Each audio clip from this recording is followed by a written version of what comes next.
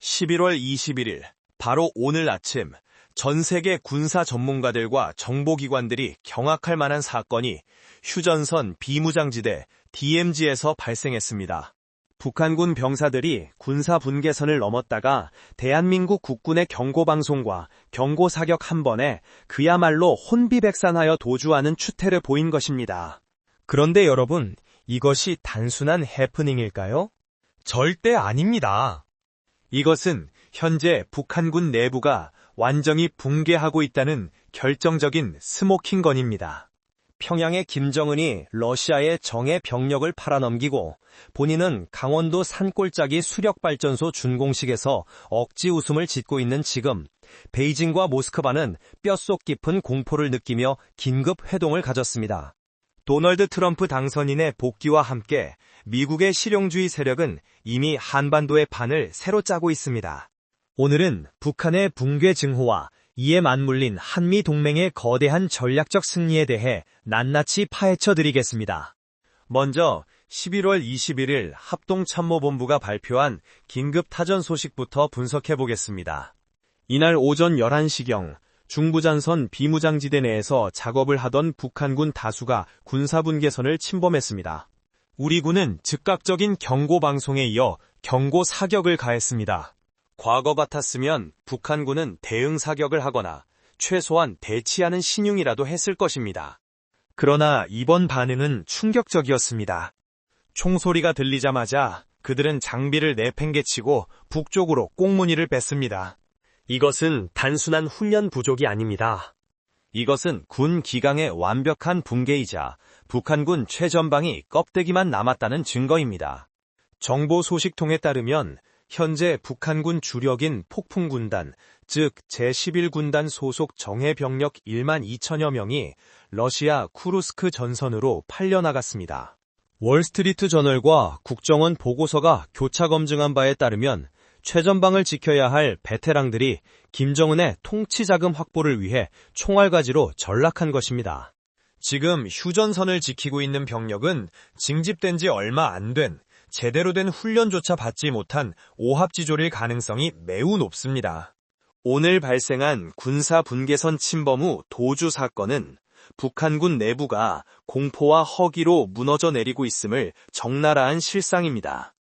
이런 와중에 김정은 국무위원장의 행보는 더욱 가관입니다. 조선중앙통신은 11월 21일 김정은이 강원도 회양군 민발전소 준공식에 참석했다고 대대적으로 선전했습니다. 여러분, 회양군민발전소라는 이름을 들어보셨습니까? 이것은 국가 단위의 거대 프로젝트가 아닙니다. 고작 지방의 소규모 수력발전소입니다.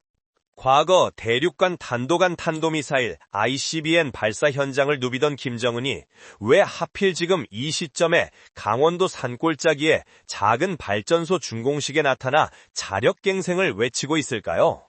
이것은 김정은이 평양을 비우고 지방으로 도피성 시찰을 다니고 있다는 방증이자 러시아 파병으로 인한 내부 동요를 막기 위해 경제는 돌아가고 있다는 거짓 메시지를 던지기 위한 처절한 몸부림입니다. 하지만 진짜 충격적인 뉴스는 따로 있습니다. 바로 11월 21일 러시아와 중국의 군사 수뇌부가 긴급 회동을 가졌다는 사실입니다. 안드레이 벨로우소프 러시아 국방장관과 장유샤 중국 중앙군사위원회 부주석이 베이징도 아닌 모스크바에서 만났습니다. 표면적으로는 군사협력 강화라고 하지만 속내를 들여다보면 이것은 비명에 가깝습니다. 왜일까요?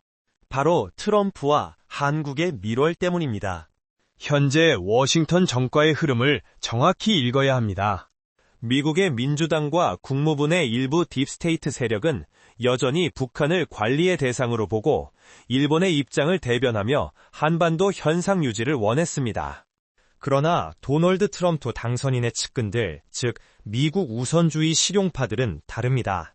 프레드 플라이츠 전 미국 국가안보회의 사무총장이나 엘브리지 콜비 같은 핵심 참모들은 한국의 자체 핵무장 잠재력을 긍정적으로 평가하기 시작했습니다. 이는 11월 21일 앤서니 루지에로 전 백악관 국장이 전략국제문제연구소 CSIS 세미나에서 한국의 농축 제철이 권한 확대를 언급한 것과 맥을 같이 합니다. 중국과 러시아가 두려워하는 시나리오는 명확합니다. 트럼프가 더 이상 미국 돈으로 북한을 막지 않겠다. 한국, 너희가 알아서 하라. 대신 족쇄를 풀어주겠다. 라고 선언하는 것입니다. 이렇게 되면 한국은 현무 5와 같은 괴물 미사일 전력에 이어 핵잠수함과 핵 재처리 능력까지 갖추게 됩니다. 중국이 자랑하는 제-35 스텔스 전투기나 러시아의 구형 장비들로는 도끼 품은 한국군의 재래식 전력과 잠재적 비대칭 전력을 감당할 수 없습니다. 오늘 러시아와 중국의 국방장관이 만나 허둥지둥 대책을 논의한 것은 바로 무너져가는 북한 정권 뒤로 거대하게 솟아오르는 통일 대한민국의 그림자를 보았기 때문입니다. 게다가 김정은의 마지막 동아줄이었던 러시아마저 흔들리고 있습니다.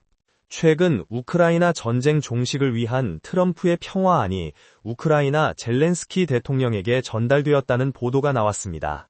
트럼프가 푸틴과 딜을 성사시키고 전쟁을 끝내버린다면 김정은이 보낸 1만 2천명의 병력은 그야말로 낙동강 오리알 신세가 됩니다. 돈도 잃고 병력도 잃고 명분도 잃는 것입니다. 11월 21일 니혼게이자이 신문 등 외신들은 중국이 북러 밀착에 대해 극도의 불쾌감을 표시하고 있다고 보도했습니다. 중국 입장에서는 통제 불능의 김정은이 저지른 파병 도박이 한미일 동맹을 자극하여 한반도에 나토 수준의 강력한 군사 블록을 형성하게 만든 원흉이기 때문입니다. 결국 오늘 DMZ에서의 북한군 도주 사건은 단순한 군사적 해프닝이 아닙니다. 이것은 거대한 댐에 생긴 균열입니다. 최전방 병사들은 도망치고 최고 지도자는 지방 발전소 준공식으로 도피하며 후견국인 중국과 러시아는 한국의 부상에 겁을 먹고 대책회의를 여는 이 상황. 이것이 바로 2025년 11월 21일의 한반도 안보 기상도입니다. 미국의 민주당 정권이 그토록 막으려 했던, 그리고 일본이 그토록 두려워했던 강한 한국이 트럼프 2기 행정부의 등장과 함께 현실화되고 있습니다. 우리는 지금 김정은 정권의 카운트다운 소리를 듣고 있는 것입니다. 정리하겠습니다. 오늘 발생한 북한군의 군사 분계선 침범 및 도주 사건은 김정한 정권의 통치력이 말단 세포 조직에서부터 괴사하고 있음을 보여주는 결정적 증거입니다. 정의의 병력을 러시아의 충알바지로 팔아넘긴 대가는 휴전선 방어체계의 붕괴로 돌아왔습니다. 김정은이 수력발전소에서 웃음을 짓는 동안 그의 뒤를 봐주던 중국과 러시아는 한국의 압도적인 국방력과 트럼프 행정부의 실용적 한반도 정책 앞에서 전전긍긍하고 있습니다. 역사의 수레바퀴는 이제 거스를 수 없는 방향으로 굴러가고 있습니다. 한미동맹은 그 어느 때보다 강력하며 그 중심에는 미국의 눈치나 보는 약소국이 아닌 스스로의 힘으로 판을 뒤집는 주권국가 대한민국이 있습니다. 김정은의 최후 발악은 결국 스스로의 파멸을 재촉할 뽕입니다. 다가오는 통일의 그날까지 우리는 냉철한 눈으로 이 격동의 시기를 지켜봐야 할 것입니다.